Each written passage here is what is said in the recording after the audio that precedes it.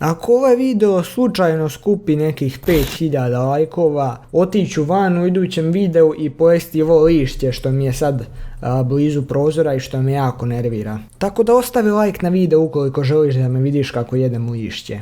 U ovom videu neću da komentarišem šta se to dešava na YouTube, pošto izgleda da su se malo smirili, čak su i meni maknuli onaj jedan strajk što sam dobio. Ali bih hteo da ovim video malo poguram jednog youtubera kojem fali manje od 1500 subscribera do famozne cifre od 100.000. E sada zašto bi ja tog čoveka da poguram na 100.000? Zato što on što snima duže od mene, što ima više klipova verovatno od mene, što mi je bio uzor kad sam krenuo da snimam, što ima sad duplo manje subova od mene, a kao što sam rekao, upravo bio mi je uzor kad sam krenuo da snimam. Ko ne zna, radi se o kanalu M-Media mreža kojem fali, evo sad ćemo da proverimo. Pazi ovo, čovjeku fali manje od 1200 pretplatnika do 100.000.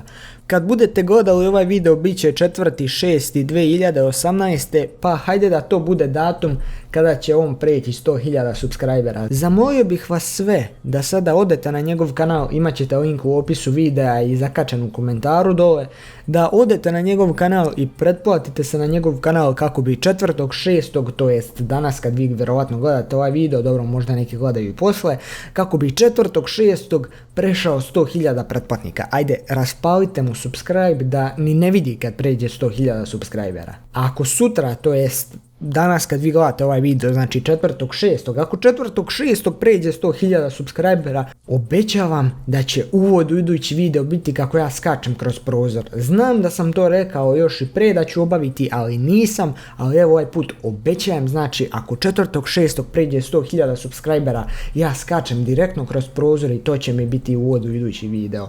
I probat ću nagovoriti njega da i on to napravi kao za neki specijal za 100, tako da vidjet ćete dva čovjeka kako skaču kroz prozor kao specijal za njegovih 100.000. To nigde niste vidjeli. Inače, nemojte mi zameriti ako u idućim danima bude malo neaktivan, ali evo, uči se, znači mora se učiti da se prođe ova škola, znači ovaj razred osadni treba proći, znači ne zamerite što neću pretjerano snimati, tako da ostavite like na ovaj video, podržite mene, a pre svega podržite njega da dođe do 100.000. Znači zapamtite, ako pređe 4.6. 100, ja skačem kroz prozor, direktno, na glavačke. Boga mi ima nekog dole kamenja, sve kontamo ću preživjeti, ne znam ću preživjeti, ali ajde, nisam pravio specijal za svojih 100.000, pa evo pravit ću za njegovih. U svakom slučaju to bi bilo to i vidimo se u idućem videu. Ajde, čao.